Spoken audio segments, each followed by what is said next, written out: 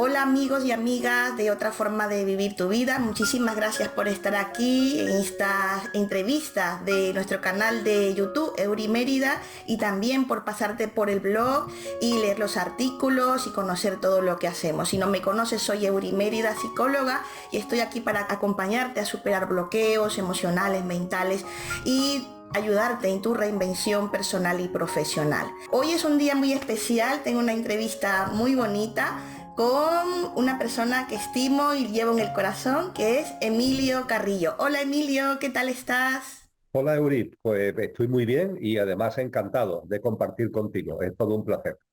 Muchísimas gracias. Voy a hacer una breve presentación de Emilio, porque Emilio es una persona con muchísima experiencia y yo creo que tú lo conoces. Y si no lo conoces, brevemente te diré un poquito su trayectoria.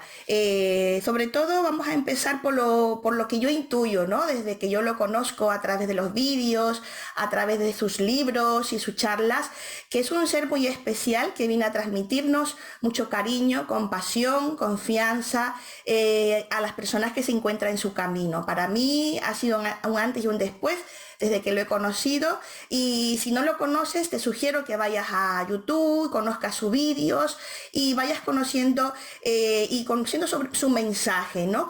Y ver cómo te llega al corazón. Desde luego que es una persona que desde el año 2000 tiene una serie de experiencias vitales, concienciales, también tiene una experiencia cercana a la muerte que le deja una profunda guía en su interior y que merece la pena que de alguna manera, si tú sientes esa vibración, esa unión con él, le sigas, le escuches, que va a ser muy interesante si tú lo sientes así. Él es una persona que es un ser de luz para mí, yo lo intuyo así, es economista, escritor, es profesor también y conferenciante. Más de 900 conferencias en muchísimos países, tiene 75 libros, artículos escritos. Puedes pasarte por el blog que gestiona, que es El Cielo en la Tierra, y conocer todo lo que te ofrece y nos ofrece a todos para acompañarnos en este camino. Aparte de eso, tiene un montón de libros. Yo tengo muchísimos libros, bueno, no todos, pero muchísimos libros que pueden también venirte bien si te apetece leerle. Por ejemplo, alguno de ellos que tengo aquí, lo tengo cambiado, perdón. El yoga, lo que realmente es y cómo practicarlo, conócete a ti mismo, yo te lo sugiero mucho. También tenemos a La Sabiduría Escondida, aquí, Sabiduría Escondida, La Mística de San Juan de la Cruz, y un montón de libros más que tú desde tu intuición ve viéndolos, ve leyéndolos si te apetece. No me voy a extender más porque ya digo que tiene muchísima trayectoria profesional, pero lo que me interesa aquí y nos interesa un poco es conocer a Emilio, al ser que está dentro de Emilio. Emilio, cuéntanos un poquito sobre ese ser que habita en ti. Cuéntanos. Pues encantado, querida Eurit. Eh, Tengo el convencimiento, y no es un convencimiento intelectual solamente, ¿no? Sino que es un convencimiento experiencial, vivencial, de que los seres humanos somos una perfecta conjunción de un componente que es imperecedero, que es inmortal, y de un componente que es perecedero, que es efímero. Y esa conjunción de ambas partes, de ambos componentes, es lo que da lugar al ser humano. En ese sentido, mi experiencia, mi vivencia, mi convicción, también lo que he aprendido de los maestros y maestras que nos han aportado su sabiduría a lo largo de la historia, es que en ti, en mí, en todos los seres humanos hay una esencia, con el nombre que cada uno le quiera dar. Un yo superior, lo podemos denominar también. Es el ser, el ser. Eso que ahora está aquí, pero que en un momento determinado no estará. Y el hecho de que no esté no significa que no sea. También me gusta denominarlo, tú lo sabes, el conductor, el conductor. Sí. Y esa esencia, ese yo superior, esa, ese componente imperecedero que hay en nosotros, ese conductor, va acompañado en la experiencia humana de un coche, es decir, de un componente que es perecedero, que es efímero, que es pasajero, es nuestro pequeño yo, físico, emocional y mental, y es algo así como la apariencia, ¿eh? Está la esencia y la apariencia, con lo que esta apariencia es el estar al que antes hacía mención. Pues bien, a partir de ahí, como consecuencia de lo que he ido conociendo, estudiando y experimentando, lo que procuro en mi día a día es que la presencia del ser sea la que lleve de verdad el timón de mi vida, de modo y manera que la apariencia esté al servicio de la esencia, que el estar esté al servicio del ser. También lo podríamos expresar siguiendo el símil del conductor y el coche, que el coche esté, el coche, la apariencia, lo pasajero, esté bajo el mando consciente de la esencia, de lo imperecedero, del ser.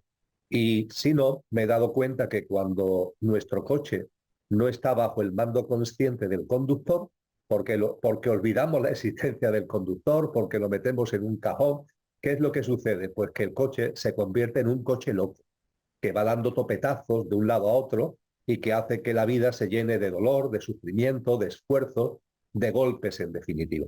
Así que lo que modestamente intento llevar a cabo con un compromiso con mi ser es una práctica de vida donde el conductor esté llevando el mando consciente del coche. Y eso además intento llevarlo a cabo no solamente con una reflexión o una mirada hacia mí, sino intentando compartir con los demás, porque hay una conciencia personal, sin duda ninguna es un camino de cada uno, pero también hay una conciencia colectiva que configuramos entre todos y mi vocación, mi voluntad es aportar la semilla, el modesto grano de arena que pueda poner sobre la mesa para que esa conciencia colectiva pues también evolucione y también se expanda. Y bueno, esto que acabo de plantear de forma muy abstracta, por decirlo de alguna forma, pues se plasma en un día a día de obras, fundamentalmente, no ya solamente de palabras o de intenciones, sino de obras que quiero que sean consistentes y coherentes con todo lo que acabo de compartir. Muy bien, Emilio, claro que sí. Sé que tienes una amplia labor de expansión de la conciencia, eres director y llevas diferentes proyectos, ¿no? A la Academia de la Conciencia, proyecto de investigación, conciencia y sociedad distópica. También apoyas muchísimos, porque lo sé, porque yo estoy en algunos cursos tuyos y sé que apoyas diferentes asociaciones y sobre todo es luz, ¿no? Luz que aportas al mundo, ¿no? Desde tu ser, ¿no? Y yo creo que estamos aquí, no solamente tú en general, ¿no? Que, como dices tú, semillas de conciencia en este mundo, ¿no? Tan complejo en el que vivimos. Y hablando de complejidad, Emilio, hay un tema que sí que me gustaría tratar contigo, que es el tema que he propuesto para todos, y trabajo con el sufrimiento, trabajo con el dolor, al ser psicóloga y más allá de la psicología, desde mi ser. ¿Qué ocurre, no, con las noches oscuras del alma, ¿no? En psicología, ¿cómo le podemos llamar? Pues crisis, cambios que por una ruptura, por una enfermedad, por un accidente, por un hijo que se te va o una pareja que sufre una enfermedad, lo que sea, ¿no? Pero es un momento de crisis, de cambio, que la persona entra en un estado de dolor intenso, de sufrimiento, que San Juan de la Cruz, que tú lo mencionas mucho, le llama las noches oscuras del alma. Me gustaría que nos explicaras un poco qué son las noches oscuras del alma. Tú acabas de resumir lo que es un amplio menú de noches oscuras que pueden aparecer en la vida de las personas y de hecho aparecen, ¿no? Todo lo que tiene que ver, como tú muy bien has dicho, por el fallecimiento de seres queridos, por enfermedades propias o enfermedades de seres queridos, graves situaciones y problemas económicos, rupturas traumáticas de pareja, y el menú es bastante amplio. A partir de ahí, lo que desde el punto de vista de las tradiciones espirituales, de las escuelas filosóficas, de las enseñanzas de los sabios y sabias que más se han centrado en este asunto, y de hecho es un asunto fundamental que ocuparon, por ejemplo, la vida y la obra, ¿no? de un ser tan insigne como Buda Gautama, ¿no? que dejó todo, dejó su palacio, dejó su familia, su mujer, su hijo, para comenzar un camino espiritual que fundamentalmente intentaba bucear sobre el por qué sufre tanto el ser humano. Cogiendo todo ese bagaje, lo que nos encontramos es que ante esas noches oscuras que llegan a la vida de cada uno, a la vida colectiva, también hay noches oscuras que son colectivas, ¿no? Estamos viviendo, ¿no? Ahora mismo como humanidad una serie de concadenación de noches oscuras colectivas, ¿no? Entonces, lo que nos han aportado estas tradiciones y estos sabios y mi visión, mi convicción y mi experiencia pone de manifiesto también, es lo siguiente. Cuando llega a nuestra vida una situación de esta naturaleza de la que estamos comentando, lo primero que aparece o puede aparecer es el rechazo. El rechazo. Ahí es el coche, ese al que antes hacíamos referencia, el coche, y fundamentalmente el plano mental de ese coche, el que rechaza esa experiencia. No le gusta, no nos gusta y rechazamos todo esto. Bien, eso es un estadio, por así decir, de comprensión de lo que es la noche oscura. Hay determinadas llamadas o determinadas propuestas que más que espirituales son religiosas, tienen que ver con lo que a mí me gusta denominar desde el mayor respeto, pero también con la mayor claridad, religiones dogmatizadas, ¿eh? Y esas religiones dogmatizadas nos piden que demos un pasito y nos piden que tengamos resignación. Es decir, fíjate, lo primero es el rechazo. Y estas religiones dogmatizadas dicen, no, no rechaces, resígnate, resígnate, aguántate, entre comillas, porque eso va a tener algún sentido, por así decir, de alguna manera, ¿no? Y de alguna forma, cuando esta vida termine, en la siguiente vida vas a tener una compensación por estas dificultades que estás viviendo en el momento presente. No es así como yo lo veo, es decir, no, mi propuesta y la propuesta que han hecho los grandes maestros no es la resignación, pero hay que darse cuenta que ya es un pasito adelante, es decir, frente al puro rechazo, la resignación ya lleva un pelín de empezar a pensar que puede haber algo detrás de una noche oscura. A partir de ahí podemos pasar a un tercer estadio, ¿eh? Ya no es ni el rechazo ni la resignación, sino que es la comprensión. ¿Qué significa la comprensión? La comprensión significa que de verdad empiezas a darte cuenta que esa noche oscura ha llegado a tu vida con un sentido profundo, con un porqué y con un para qué. Que sí, que genera un seísmo, que genera mucho dolor sin ningún tipo de dudas, pero que a su vez te ha supuesto como un revolcón que te ha ayudado o te puede ayudar a salir de lo que en esta sociedad en la que estamos es muy común, que es el que nos quedamos ahí como si fuéramos una especie de amebas, en términos espirituales, distraídos, entretenidos, muy aferrados a nuestro hábitat de confort, y se nos va pasando la vida, que es una magnífica oportunidad de expansión, de conciencia y de evolución álmica, se nos va pasando la vida sin sacarle jugo, puramente ahí intentando estar en una comodidad material. Y llega el bofetón de una noche oscura y te saca de ahí. Y hace que las personas, yo he conocido a muchas, con ese bofetón de la vida, pues se hayan empezado a plantear temas que antes no se planteaban. Por ejemplo, cuando fallece un ser querido, ¿habrá vida después de la muerte? Se plantean temas que antes no se planteaban, se hacen preguntas que antes no se hacían, a lo mejor empiezan a acercarse a vídeos, a conferencias, a películas que antes nunca hubieran visto, o leen un libro que antes nunca hubieran leído, o tienen conexión con personas a las que antes nunca se habían acercado.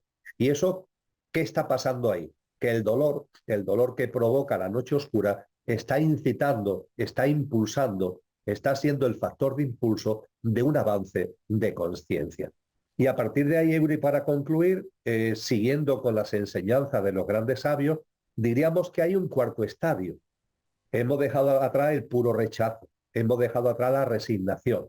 La comprensión de que todo tiene un sentido profundo en los términos que acabo de exponer es un salto cuántico de conciencia enormemente importante, pero nos quedaría como el último pasito, que es lo que culminaría ya el entendimiento absoluto espiritual de las noches oscuras, que es el darnos cuenta de que a estas experiencias ni siquiera hay que llamarlas noches oscuras, sino que simplemente son experiencias, ya está. El darnos cuenta que la vida está llena de vivencias y de experiencias, y es nuestra mente la que le pone color. Las noches oscuras, los días luminosos, ¿no? Cuando son cosas que nos gusten. Y lo cierto es que, como muy bien enseñó Oscar Wilde en una carta preciosa, ¿no?, que redactó poco antes de fallecer, cuando estaba en la cárcel, ¿no?, y había caído de la cima del éxito y de la fama, había caído en los infiernos, él escribe una carta larga donde agradece lo que está viviendo. Y nos dice que la vida es un jardín, y es un jardín que da frutos, y los frutos pueden ser que estén en el lado soleado del jardín o en el lado sombrío del jardín, pero que tanto los frutos de un lado como de otro son igualmente necesarios para nuestro camino y para que de verdad seamos capaces de sacarle jugo a la vida. Y a partir de ahí ya se acaban los juicios. Son experiencias que no pintamos de ningún color y que vivimos, igual que vivimos las otras que pintamos de color luminoso, nada, vivimos las experiencias, nos centramos en ellas y finalmente, que es la forma quizá de resumirlo, nos damos cuenta, Euri, de que lo importante en la vida no es el qué, no es el qué, no es lo que pasa, lo que deja de pasar, sino el cómo se vive el qué. Es ahí donde se plasma de verdad lo que somos. Al estar, le importa mucho el qué, y en cambio al ser, lo que le interesa, donde se centra, es en el cómo vivo el qué. Y a partir de ahí yo sé que esto, cuando se está en medio de una noche oscura, lo sé perfectamente, cuando se está en medio de una noche oscura, esto puede, expresándolo coloquialmente, puede sonar a milongas, váyatela, hombre, el rollo que me está lanzando esto. Yo lo que estoy es destrozado, ¿no? Yo lo que tengo es un inmenso dolor, por ejemplo, por el fallecimiento de un hijo, ¿no? Y este señor me está contando aquí unas milongas. Bien, yo lo que diría es que evidentemente una noche oscura, Euri, siempre conlleva un duelo, siempre, siempre. Y ese duelo requiere también tiempo. Y a las personas que están ahora mismo metidas por completo en el hoyo del dolor, yo le llamaría a la confianza. No que me crean, ni que me dejen de creer, sino que admitan lo que estoy compartiendo como hipótesis para con su consideración y que estén atentos a la vida, que estén atentos a la vida. Y yo creo que manteniendo como hipótesis para la consideración estas enseñanzas de los sabios y estando abiertos a la vida, nos damos cuenta que efectivamente lo que al principio nos parecía un disparate, sin embargo ahora vamos viendo que tiene viso de realidad. Es donde más aprendemos, es como dices tú, ese jardín, ¿no? Ahí es donde está el aprendizaje real, es lo que te hace avanzar en la vida, ¿no? Y lo que dices tú que es fundamental y clave, el duelo emocional, hacer el duelo, permitirte, como dices tú, ¿no? Hacerlo, sentirlo y luego salir, ¿no? Y ahora es la parte que quiero comentar. Pero antes de salir, ¿no? De ese o trascenderlo, hay un papel que te comentaba antes, que es el papel del ego, de ese pequeño yo, que muchas veces lo que hace el pequeño yo o el ego es, no salgas del hoyo, quédate ahí y remueve. Entonces empiezas a remover más la herida o empiezas como a darte latigazos a ti misma, ¿no? A ti mismo. Entonces puede ser también un obstáculo, ¿no? Para avanzar. Tienes toda la razón en tu reflexión, Euri. Sí. Bueno, el ego es ese pequeño yo al que antes hacía referencia. El ego es nuestra parte efímera, perecedera, nuestro mundo físico, emocional y mental y la personalidad a ello asociada. Y decíamos que cuando ese pequeño yo o coche no está bajo el mando consciente del conductor, se convierte en un coche loco. Lo que tú estás compartiendo invita a centrar el asunto de una forma práctica con el ejemplo que tú acabas de situar. Vamos a ver, el conductor lo tenemos olvidado. Vamos a ponernos en esa hipótesis. Estamos en nuestro día a día, distraídos, entretenidos, hábitat de confort, el mundo material, esta dinámica muchas veces de culto a la velocidad y estresante en la que vivimos, y siempre con deseos que tienen que ver con cosas exteriores, pensando que lo exterior es lo que nos va a aportar o nos puede aportar la felicidad. Y ahí andamos, ¿no? Entonces nos olvidamos del ser y estamos absolutamente centrados en el estar. Ese coche es un coche loco. ¿Qué significa que es un coche loco al hilo de lo que tú has expuesto? Que ese coche, como tiene fecha de caducidad, porque el coche es perecedero, ese coche tiene una serie de características que cuando no está el mando consciente del coche, saltan. ¿Esas características cuáles son? Pues, por ejemplo, el miedo. Nuestro pequeño yo, cuando no está iluminado desde el conductor, tiene miedo. Tiene miedo porque es verdad que tiene los días contados, entre comillas, porque es verdad que es efímero. Como tiene miedo, desconfía. Hay una desconfianza intrínseca en él hacia la vida. Como sabe que va a terminar sus días en algún momento, mira la vida con desconfianza. ¿Cuándo va a llegar el susto? ¿Cuándo va a llegar el palo? Mira la vida con desconfianza. Y claro, desde el miedo y desde la desconfianza se convierte en una especie de actor que forma parte de nosotros, pero que tenemos que ver desde el conductor con una cierta distancia, se convierte en una especie de actor de nosotros mismos que se caracteriza porque está a la defensiva, a la defensiva. Y el estar a la defensiva hace que se instale en el modo de supervivencia. No se instala en el modo de dar un paso adelante, de sacarle jugo a la vida, de que si viene un problema darnos cuenta que no son problemas, que son experiencias, oportunidades. Pero claro, el pequeño yo desde su miedo, desde su desconfianza, desde su posicionamiento defensivo, esto no lo entiende, esto no lo ve cuando falta la luz del conductor, ¿no? Entonces, al llegar una noche oscura, como sea el pequeño yo el que está ahí actuando, el que está ahí llevando nuestra vida, pues se corre el riesgo serio, como tú has dicho, de que nos quedemos ahí empojollados, ¿no? Porque claro, para dar un paso adelante tienes que elevar la mirada, ¿no? Y para elevar la mirada tienes que salir de todo esto. Así que, como consejo práctico, que es lo que tú y yo hacemos con personas que están en esa situación, una manera de ir saliendo de ese hoyo es precisamente plantearse temas. Mira, aunque aún no lo entiendas, lee este libro, ve esta película, ve este vídeo, conversa con estas personas, porque de esa manera, a través de esa lectura, a través de la visualización de ese documental o de esa película, a través de esos diálogos, algo va a ir pasando en ti.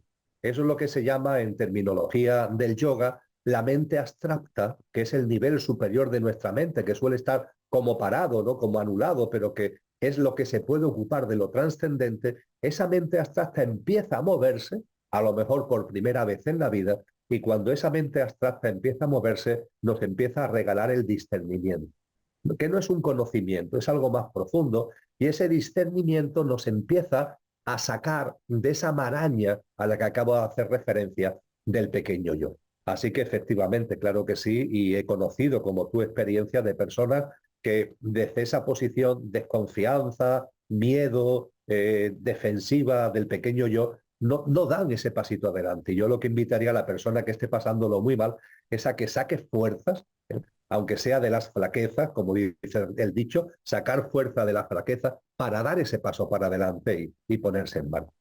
Estoy totalmente de acuerdo contigo y ese es el camino. Confianza en la vida, que muchas veces te lo he escuchado y en tus libros y en tus vídeos, confianza en la vida. Y bueno, para ir avanzando, vamos a salir ya ahora de las noches oscuras, vamos a trascenderlas, como dices tú, con fuerza, con ánimo, con confianza, ven superando miedos, viéndolo como experiencias. Yo también digo, bueno, pues te caes 3 veces, pues te vuelves a levantar, damos un pasito para atrás y luego vamos hacia adelante. Así es la vida. La vida tiene caminos de piedra, de lodo, pero también tiene caminos de flores, de verde, de ríos. Tiene todo, y eso es lo bonito que venimos a experimentar también. Nuestra alma viene a experimentar todo eso, ¿no? Y como decías, ¿no? En esa parte más dolorosa o de más obstáculos es donde coge la fuerza la luz, y ahí es donde vamos hacia adelante, ¿no? Y yo creo que ese es uno de los aprendizajes, por lo menos en mi vida. Y hablando de trascender, nosotros, yo considero, yo lo siento así, Emilio, y lo he leído también a Rudolf Steiner. Yo estoy leyendo a Rudolf Steiner, me gusta mucho alguno de sus libros, y él habla de las virtudes. Creo que también habló, tú me corregirás porque eso no lo sé muy bien, Platón, Sócrates, de que los seres humanos tenemos unas virtudes muy profundas, pero que de alguna manera están dormidas, ¿no? Y tendríamos que despertar para que esas virtudes también, lo más importante, el discernimiento, por supuesto, despierten en nosotros. Y yo te citaba, cuando hablábamos antes, algunas de ellas. Te las voy a comentar brevemente y luego ya tú me vas comentando, ¿no?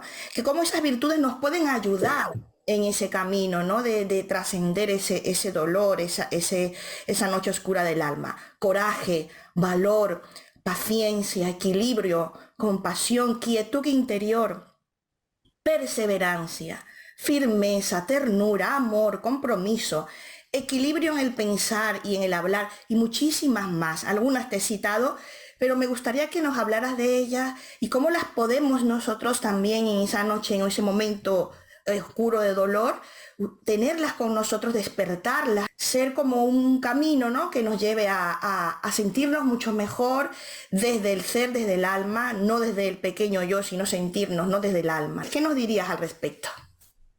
Efectivamente, han sido muchos maestros y maestras los que a lo largo de la historia de la humanidad nos han hablado, le han podido dar distintos nombres, pero nos han hablado de eso que tú denominas virtudes, que efectivamente aparecen en la obra en el siglo XX de Rudolf Steiner, pero que hace 2500 años estaban en la obra de Platón.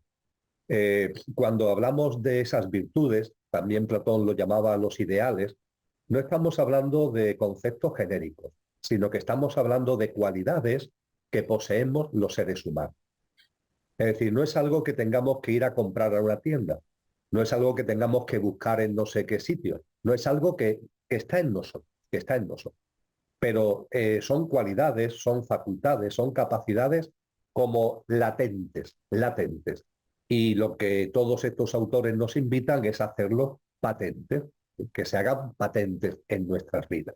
Al listado que tú acabas de compartir, pues precisamente acudiendo a Platón, habría que añadirle, por ejemplo, la creatividad, todo lo que tiene que ver con la creatividad en todas sus expresiones, que muchas veces está ligado, Eury, a nuestros dones y talentos, a nuestras capacidades y facultades innatas, el descubrirlas, el practicarlas y el compartirlas, ¿no? Entonces, esa creatividad que está en nuestro ser, el ponerlo en práctica, el ponerlo en marcha. Igualmente se nos habla de la justicia, no porque nosotros juzguemos a la vida, no, no, no, sino porque el afán de justicia es un espíritu noble que nos lleva a no ser indiferentes ante el sufrimiento, a no ser indiferentes ante el dolor, nos llevan a movilizarnos, ¿no? Para intentar paliar el sufrimiento que está viviendo cualquier ser sintiente, un ser humano o incluso modalidades de vida de la naturaleza, ¿no? Esa justicia, por tanto, repito, no está planteada ni mucho menos como juzgar a nadie, ni a la vida, ni muchísimo menos, ni siquiera a nosotros mismos, que es el peor juicio de lo que podemos hacer, sino que se habla de la justicia como un anhelo de movimiento, de no indiferencia para paliar tanto dolor y para paliar tanto sufrimiento. Se nos habla también de la verdad, la búsqueda de la verdad.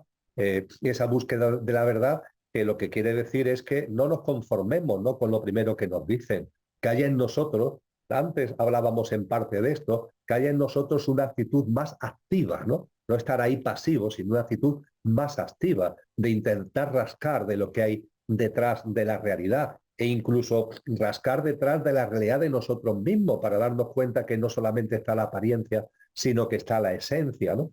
También se nos habla del bien común.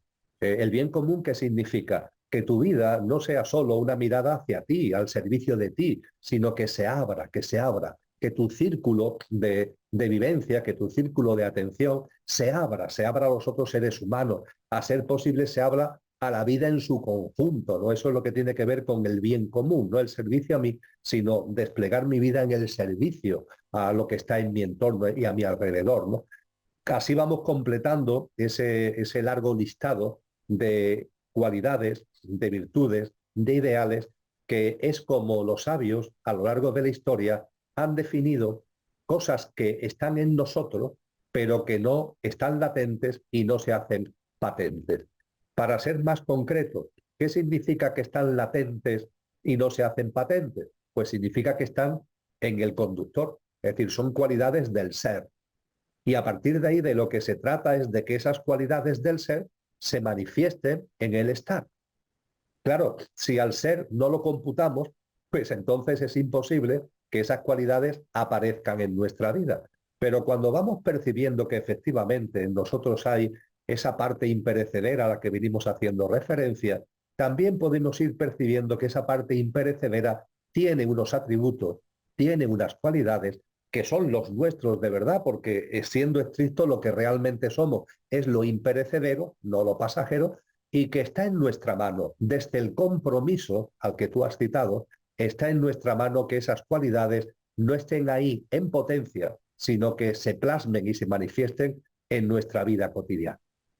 Al principio de este diálogo tú me preguntabas sobre mí, entre comillas, y yo te hablaba del compromiso conmigo mismo para vivir de una determinada manera, ¿no? Para sacar lo mejor de mí mismo. ese sacar lo mejor de mí mismo tiene que ver precisamente con poner en juego, poner en acción estas cualidades. Y algo importante para concluir, Eury, cuando estas cualidades de ser latentes se convierten en patentes, de estar ahí como potencial, se plasman en la realidad, evidentemente esto tiene un efecto en los demás, tiene un efecto en el mundo, tiene un efecto en la vida. Ahora bien, es importante darte cuenta o darnos cuenta de lo siguiente. Fíjate, muchas veces la plasmación de esas virtudes necesita o requiere generosidad, altruismo, solidaridad, ternura hacia el otro, etcétera, etcétera. Y a partir de ahí, entre comillas, beneficias a tu entorno. Pero, sin embargo, el gran beneficiado siempre, siempre, siempre de la movilización de las virtudes y de estas cualidades es uno mismo. Es como si la vida, al ser humano generoso y altruista, que sale del cascarón del pequeño yo, que sale del cascarón del ego y empieza a vivir de una manera distinta, le agradeciera y le compensara de una forma cósmica, de una forma de conciencia, le compensara lo que está dando al mundo, lo que está dando a los demás. No porque la persona que lo hace así lo quiera, ¿no? Porque esa persona está siendo generosa, le está moviendo el altruismo, pero la vida es un precioso flujo de dar y de recibir. Y hay una ley cósmica que desde siempre las tradiciones espirituales nos han enseñado, que es que el que da, recibe. Y recibe mucho más de lo que da. Al que da con el corazón abierto, al que da de una manera que la mano izquierda no se entere lo que ha dado con la derecha, no das para presumir, no das para no sé qué, ¿no? Lo haces de corazón. A esa persona que da de corazón, recibe siempre mucho más de lo que da. Y no recibe para atesorar, recibes para que lo vuelvas a dar. Y así vuelves a recibir y se va creando, se va generando en nuestra vida lo que algunos maestros han llamado la abundancia. Y la abundancia no es tener mucho en una cuenta corriente, la abundancia no significa tener muchas propiedades, atesorar, acumular. La abundancia es darte cuenta de que la vida nos abraza, de que la vida nos cuida, de que la vida merece toda nuestra confianza y a partir de ahí que siempre que te mantengas en esa mirada hacia afuera, siempre, siempre, siempre vas a tener, no tengas ninguna duda, todo lo necesario para vivir esta vida con dignidad y para vivir esta vida en condiciones de poder seguir en esa dinámica del dar, dar y recibir.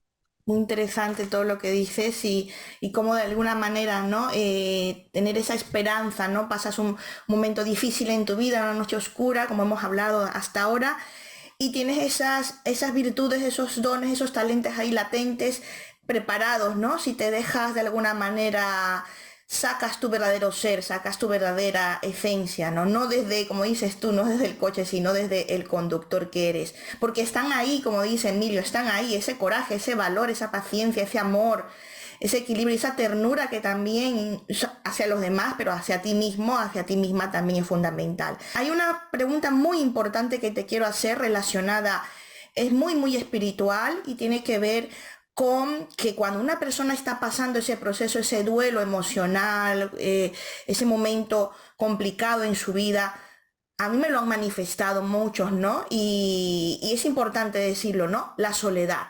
Eury, me siento solo, sola, estoy pasando este momento tan difícil. Y hay una cosa importante que yo sí que he percibido, que es que no estamos solos realmente. Hay seres de luz, hay una fuerza, Dios, que está ahí alrededor, pero a veces, como decías tú, el miedo, los bloqueos, no te hacen ver que alrededor a ti, al lado tuyo, hay un ser de luz. ¿Realmente estamos solos? Hay seres de luz que nos acompañan en ese momento, en estos momentos complicados de la vida. Lo primero es recordar que hay una, entre comillas, soledad, entre comillas, que es la soledad elegida. Es decir, personas que en su formato de vida, pues han optado voluntariamente por vivir solos o vivir solas, lo cual no significa incomunicadas. No confundamos lo uno con lo otro, es decir, esta sociedad genera mucha incomunicación y esa incomunicación es una losa y puede hacer que no estando solos lo estemos pasando muy mal porque estamos incomunicados. Puede ser que incluso nuestra casa la compartamos con otras personas, pero eso no evita que estemos incomunicados porque no hay líneas de conexión con esas personas precisamente, ¿no? La soledad es una cosa, la incomunicación, que en esta sociedad es muy, muy fuerte, es otra.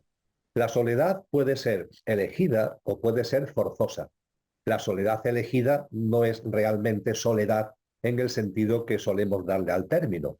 Hay un maestro que nos decía que la soledad elegida es la edad del sol, la edad del sol. Fíjate que soledad precisamente se forma de estas dos palabras, de la palabra sol y de la palabra edad. Con lo que la soledad tiene un punto de madurez de conciencia, de madurez espiritual. Tú estás viviendo incluso con otras personas, pero no las necesitas. Las quieres, las amas, compartes, recibes, pero no las necesitas. Esa no necesidad te va poniendo de manifiesto que hay algo en ti mucho más potente que se ha afianzado, tiene que ver con este ser al que estamos haciendo referencia, y en tu vida diaria, aunque estés acompañado, no necesitas de ese acompañamiento, por más que siempre tengas unas relaciones de alta vibración y amorosas con esas personas que están en tu entorno. Esa es la edad del sol, esa es la soledad. Y hay por otra parte una soledad forzosa, que es las personas que no tienen ese arraigo todavía en su interior y que viven solas y no quisieran vivir solas porque esa vivir sola lleva también la incomunicación. Pues bien, con este escenario vamos a llamarle de psicología del coche, ¿no? De lo que tiene que ver con el coche. Nos tenemos que plantear esa pregunta magnífica que tú formulas. ¿Realmente es posible que estemos solos? Mi contestación, a la luz, como ya vengo diciendo varias veces a lo largo de este encuentro, Eury, a la luz no ya de mi experiencia, que también, y de mis convicciones y de mi visión, sino de las enseñanzas que nos han dado tantos personajes insignes a lo largo de la historia, es que no estamos solos, de ningún modo y de ninguna manera. ¿Por qué? Porque existen distintos planos de existencia. No solamente está la dimensión, hablando en términos científicos, no solamente está la dimensión en la que se desarrolla esta vida humana, este plano físico, este plano material. No solo existe esta dimensión, existen otras dimensiones. Y en esas otras dimensiones, que tienen mayor frecuencia vibracional que esta, hay formas de vida, que son las que llamamos seres espirituales. Y seres espirituales hay de distinto tipo, pero sin duda ninguna, entre ellos hay toda una pléyade maravillosa de seres espirituales que, conscientes de lo que supone que el ser llegue a este plano, porque este plano, esta dimensión es vibracionalmente densa, es maravillosa, la madre tierra, toda la vida es maravillosa, pero en términos vibracionales es densa, y el coche en el que encarnamos tiene también físicamente una densidad que puede hacer que olvidemos lo que somos, que el ser quede guardado en un cajón, y desde esas otras dimensiones, esos seres espirituales que eso lo saben, nos acompañan. De modo y manera que cuando nacemos, por ejemplo, el nacimiento lo hacemos en silencio, y cuando desencarnamos nos vamos en silencio. El silencio es nuestro lenguaje verdadero. Se nos enseña un idioma para la comunicación y bienvenido sea, pero deberíamos darnos cuenta de que no hay que temer el silencio, porque el silencio es nuestro auténtico lenguaje. El bebé no habla, el bebé nace en silencio, y cuando desencarnamos también nos vamos en silencio. Salimos del estar, del ser que es, sale de este estar en silencio. Pero el que haya silencio no significa que haya soledad. Silencio sí, soledad no. Porque tanto cuando llegamos como cuando nos vamos y mientras estamos aquí hay un acompañamiento. Cuando esto se empieza a percibir, cuando esto se empieza a ver, recordando lo que antes decíamos, cuando se admite como hipótesis para la consideración y a partir de ahí abres un poco la mirada, esto, Eury, hace llorar de alegría. Provoca un llanto, provoca unas lágrimas de alegría. El darnos cuenta de que efectivamente hay una enorme cantidad de seres espirituales que nos acompañan, que están aquí para que a los 8.000 millones de almas que estamos encarnadas actualmente en el plano humano, haya siempre una presencia amorosa, haya siempre una vibración a nuestro lado. No nos juzgan, ahí no hay juicio.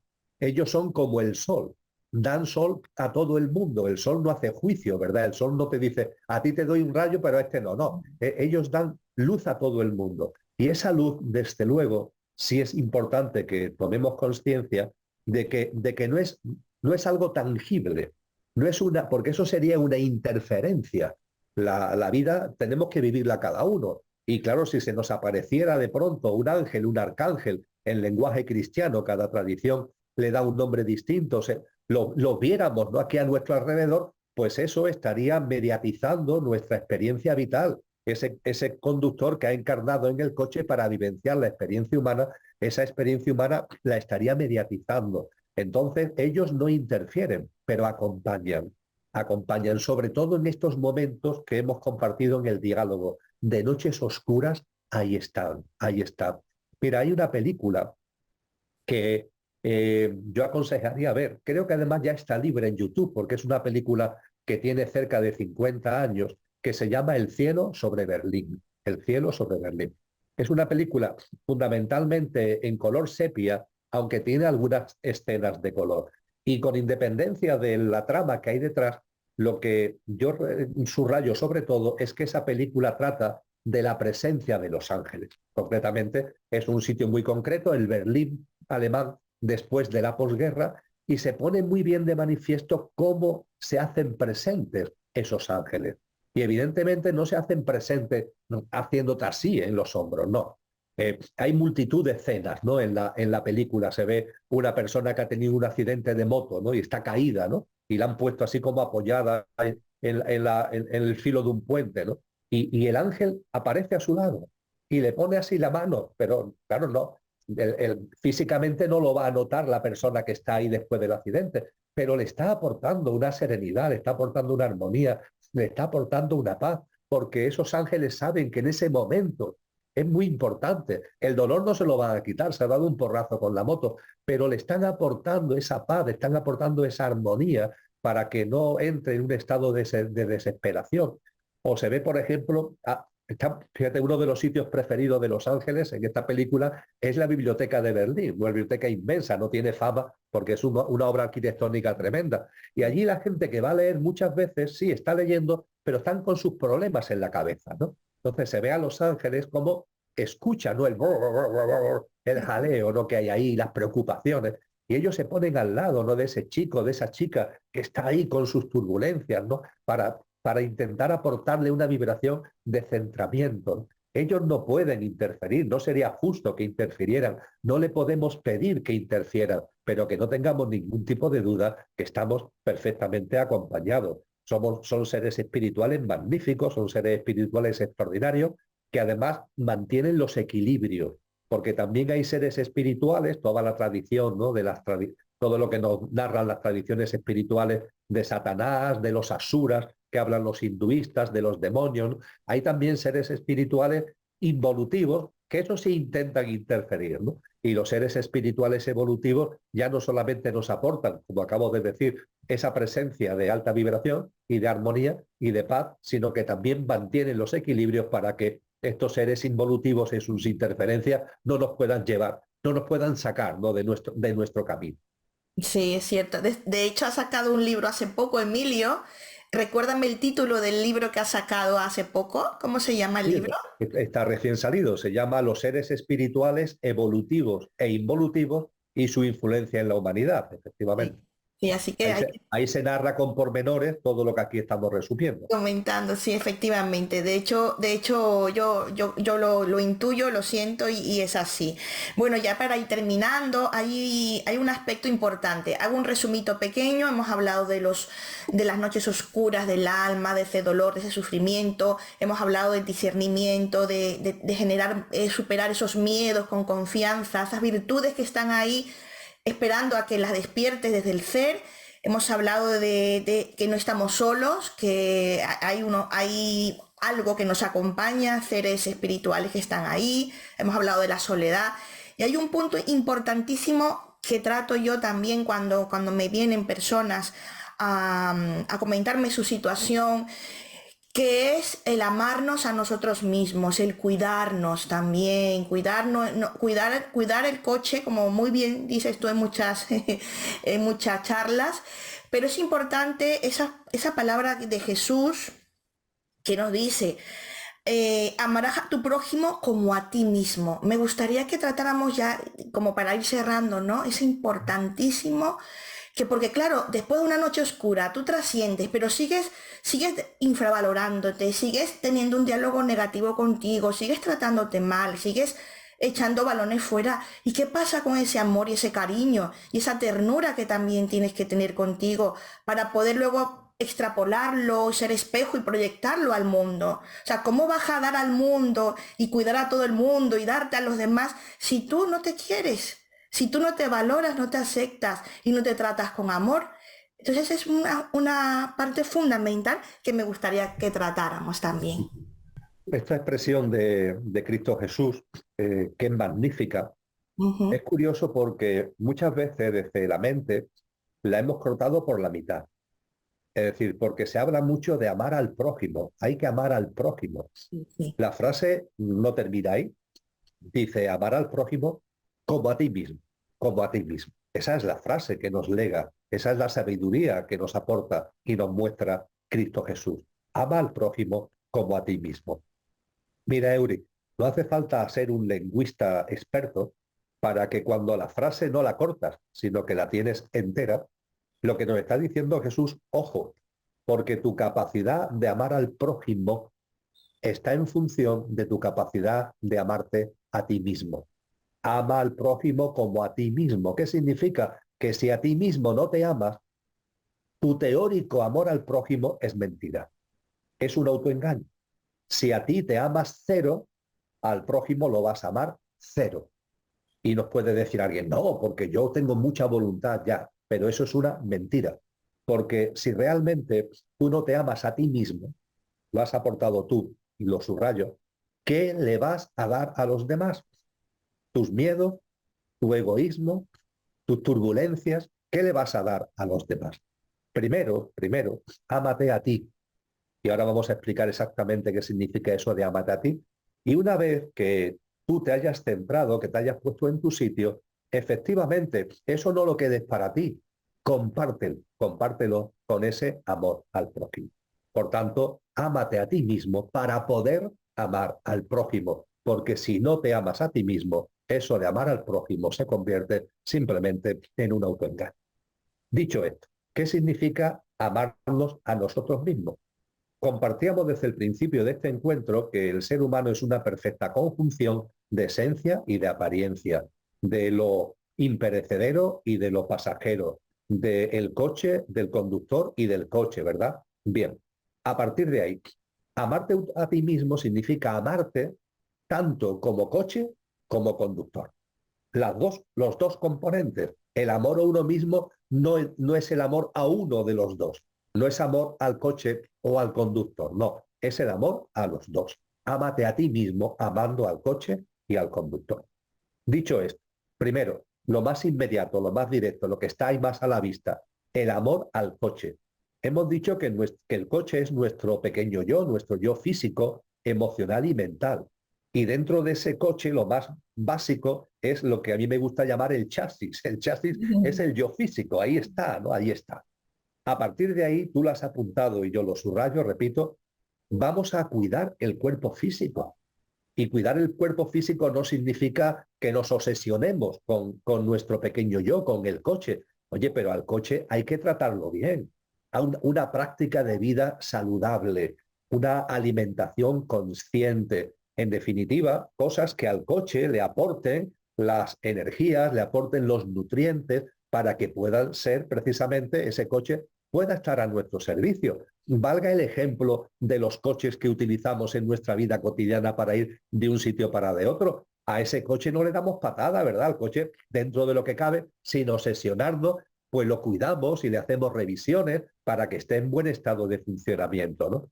Con lo que Amarnos a uno mismo desde el punto de vista del coche tiene que ver con una práctica de vida saludable, tiene que ver también con la atención a nosotros para intentar que nuestro mundo emocional y nuestro mundo mental no esté metido permanentemente en turbulencias, prácticas de vida que se dirigen a serenar, ¿no?, ese mundo emocional, a tener una mayor calma desde el punto de vista mental. Todo ello, en definitiva, tiene que ver con el amar a uno mismo, el amarse a uno mismo desde la perspectiva del coche.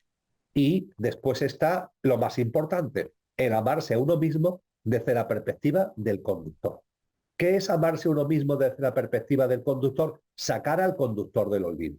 No tenerlo ahí al pobre metido en un cajón, metido en un baúl, sino sacarlo, sacarlo. Es el compromiso, al que antes también hacíamos mención, el compromiso contigo mismo, con lo que realmente eres, porque es lo imperecedero, para que eso, a través de las cualidades, a través de las virtudes de las que hemos hablado, se vaya haciendo presente en tu vida. Es el compromiso para sacar del olvido el conductor que eres y que vaya manifestándose en tu vida cotidiana. Y claro, cuando esto lo llevamos a cabo, es decir, cuando tenemos ese amor al coche en los términos que hemos compartido para que esté en buen estado de funcionamiento para nuestro servicio, y cuando hemos recordado el conductor que somos y tenemos un compromiso para sacarlo, para sacar lo mejor de nosotros mismos en nuestro día a día, entonces sí, Eury, entonces desde ese amor a nosotros mismos estamos en condiciones de amar al prójimo. Porque ahí sí le podremos aportar al prójimo Sí. cosas valiosas, como decía antes, no miedos, no dogmatismo, no intentar convencerlo de no sé qué y de no sé cuánto, porque son mi forma de ver la vida, mis pensamientos, no, no. Le estamos aportando oro puro, por decirlo de alguna forma, que es ese oro puro del ser que somos. Este es el significado profundísimo, bellísimo, bellísimo, de esta frase de Jesús de Nazaret, de ama al prójimo como a ti mismo. Evidentemente Jesús no está haciendo ahí una llamada al egoísmo, con el tema del ti mismo, sino que está haciendo una llamada preciosa de conciencia en los términos que hemos resumido. Totalmente de acuerdo. Y es un amor también tierno, puro y cristalino, que también es importante. Hay personas que lo ven como lo que tú decías, ¿no? Un acto egoísta, ¿no? Eso de quererme, pero es otro tipo de amor, no es lo que nos venden por ahí, es lo que tú comentas, es un amor más puro, más cristalino, más desde el ser de luz que somos. Muy bien, Emilio, y ya para ir finalizando, me ha encantado escucharte, yo seguiría y seguiría.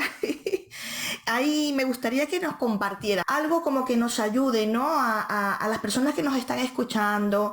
Estamos viviendo momentos complejos que comentábamos antes de distopía, quizás noches oscuras colectivas. ¿Qué mensaje, qué frases, qué mensaje podríamos dejarles, ¿no? De esperanza, de fuerza, de amor a todas estas personas. Hablando de frases de película, de películas, hay una película que se llama Corazón Salvaje, aunque creo que su título no ha sido traducido al castellano, sino que es una película que mantiene su título en inglés, que es Braveheart, Braveheart, que narra la vida del libertador de Escocia en la Edad Media, de William Wallace. Y en esa película hay un momento determinado donde el padre de William, que es un niño, en unas circunstancias que ahora no voy a entrar en detalle, le dice lo siguiente: tu corazón es libre, ten el valor de hacerle caso. Ese corazón no debemos entenderlo como este músculo que tenemos aquí, maravilloso, sin ningún tipo de duda, medio músculo y medio cerebro, ¿no? Algunos dicen que una especie de segundo cerebro. No hace referencia a ello. Lo que está haciendo referencia con el corazón es a nuestro ser. Nuestro ser es libre, nuestro ser es poderoso, nuestro ser es potente, nuestro ser está lleno de cualidades maravillosas y debemos tener el valor de hacerle caso. Hacerle caso significa tomar conciencia de que está ahí y a partir de ahí, desde esa conciencia, ir oyendo, porque esa vocecita del ser se escucha desde el coche, ese conductor se escucha desde el coche y desde el coche podemos escuchar esa voz que nos está diciendo esta actuación, esta línea de vida, este comportamiento es así o no es así. Nos está hablando de si nuestra vida está realmente alineada con el propósito con el que estamos aquí, porque aquí no hemos venido a pasar el rato, aquí venimos con un propósito de vida, o nos hemos desalineado, ¿no? Nos hemos olvidado de ese propósito.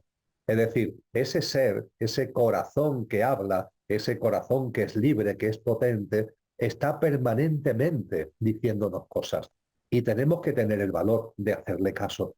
Y eso conlleva igualmente, cerrando el círculo de muchas de las cosas que hemos hablado, eso significa igualmente confianza. Hay que confiar en la. Se nos hace cuesta arriba muchas veces salir de nuestro hábitat de confort. Y nos dicen los psicólogos que seamos conscientes que muchas veces el hábitat de confort es de mal confort, porque lo estamos pasando mal. Pero sin embargo, por aquello de más vale lo malo conocido que lo bueno por conocer, una frase horrorosa propia de un ego recalcitrante, pues nos mantenemos ahí, ¿no? Por miedo a hacer un movimiento, no vaya a ser que esto empeore. Pero fíjate lo que significa vivir así, ¿no? Tener miedo a que esto empeore. Empiezas tú a admitir situaciones que no son deseables para ti, que te están haciendo sufrir, que te están haciendo no vivir con plenitud, y sin embargo lo admites porque tienes miedo a dar un paso. Es por eso también por lo que en psicología muchas veces a ese hábitat de confort se le llama el hábitat de mentira existencial, porque te estás mintiendo a ti mismo. Entonces, todo esto que ciertamente en la vida práctica no siempre es sencillo, ni mucho menos de llevar a cabo, pero es una especie de máxima, una especie de lema que deberíamos siempre tener presente. Como le decía su padre a William Wallace, William, tu corazón es libre, tenga el valor de hacerle caso. Qué preciosidad, qué bonito. Yo me quedo también con eso que has dicho, ¿no? Confianza en la vida. A todos los que nos estáis escuchando, mirar el vídeo, verlo varias veces, sentirlo y todo lo que, si hay algo que se te haya quedado, quédate con eso. Digiérelo aquí en el corazón, siéntelo y ahí a ver qué ocurre, ¿no? Porque hay veces, como decías tú, Emilio, que bueno, pues estás en esa noche oscura y estás como muy en tu mundo, pero hay una voz interna que está ahí y hay que escucharla con el corazón, como decíamos. Y nada, Emilio, yo estoy muy agradecida de que hayas estado aquí. Muchísimas gracias por compartir toda esta sabiduría que tienes, este corazón tan grande. Y a mí se me olvidó una pregunta que no me voy a ir sin hacértela, que es que en tu blog, voy a repetirlo para que sepan como el cielo en la tierra, ¿vale? Hay una frase preciosa que tienes arriba en el rótulo, que ya solo en amar es mi ejercicio. Dinos algo de esta frase tan bella. Sí, es una frase muy potente que yo la tengo ahí Sí, como lema del blog, porque es el lema de mi vida, ¿eh? Y que debo a ese ser extraordinario que tienes a tu espalda, en ese libro que es La sabiduría de Dios escondida, que antes mostrabas al principio de nuestro encuentro, que se dedica a la obra mística de San Juan de la Cruz, de Juan de Yepes, conocido como San Juan de la Cruz, y él en su cántico espiritual, dentro de su obra poética, hay una obra cumbre, ¿no? Que es el cántico espiritual, y ahí, en el cántico espiritual, él habla de que ya solo el amar es mi ejercicio. Y eso tiene que ver con, es una especie de colofón, de broche de oro, a lo que sería una vida, para mí es una aspiración, a lo que sería una vida que respondiera a todo lo que hemos ido sintetizando, resumiendo en este encuentro, Euri. Ese ser que se hace presente en nuestro estar. En el cántico espiritual, a la presencia del ser en el estar, hay una frase donde una estrofa donde San Juan de la Cruz nos viene a decir que eso significa vivir la vida mil gracias derramando, pasar por estos sotos con soltura y yéndolos mirando con solo nuestra figura, esa presencia, con solo nuestra figura, dejarlos vestidos de hermosura. Y cuando mínimamente vamos de alguna forma acercándonos a ese punto, a ese estadio, es donde va apareciendo algo en nosotros, que es el amor genuino al que tú hacías referencia antes, que es el amor que no es algo emocional, es algo mucho más profundo, tiene que ver con el ser y con lo más puro, ¿no? y más verdadero del ser, y hace que ya solo el amar sea mi ejercicio. ¿Cómo vivo o cómo es mi aspiración vivir? En el amor, ya está, en el amor. en el amor a uno mismo, en el amor a los demás, vivir permanentemente en el amor. Yo diría que es a eso a lo que estamos convocados, es a eso a lo que significa traer el cielo a la tierra. Y por algo lejano que pueda parecer, yo creo que muchos seres humanos estamos avanzando, dándonos o nos cuenta en ese camino. Hay que tener en cuenta que estamos convocados a ver a Dios en todas las cosas y a partir de la reverencia por la vida, a partir de ver a Dios en todas las cosas, y todas las cosas son todas, no enjuiciando a nadie, no dividiendo a la sociedad en unos y en otros, en los que no sé qué y en los que no sé cuánto, una reverencia por la vida que llegue a todas las formas de vida, al reino animal, respetándola, ¿no? A todos los seres sintientes, no dañándolos, a la madre tierra en su conjunto y a la naturaleza en toda su diversidad, ¿no? Que ese amor se extienda, ¿no? a todo ello. Y es así como iremos viendo a Dios en todas las cosas y nos regalará finalmente ese espléndido tesoro que han tenido algunos hombres y mujeres a lo largo de la historia, que es que ya no solamente ves a Dios en todas las cosas, sino que ves todas las cosas con los ojos de Dios. Y eso es algo que está a nuestro alcance, porque la divinidad está en nuestro ser, con lo cual efectivamente podemos y debemos ver todas las cosas con los ojos de Dios. A partir de ahí se vive mil gracias derramando y ya solo en amar es mi ejercicio. Maravilloso, gracias, gracias de corazón, Emilio, de verdad, te envío un abrazo grandote, todo mi cariño y afecto y que de alguna manera sigámonos viendo y te invito nuevamente en otro momento, cuando se pueda, a otra charla, a otra conversación como esta. ¿Qué te parece la idea para otro momento? Extraordinario, Eury. Ha sido un diálogo precioso, un compartir álbico maravilloso.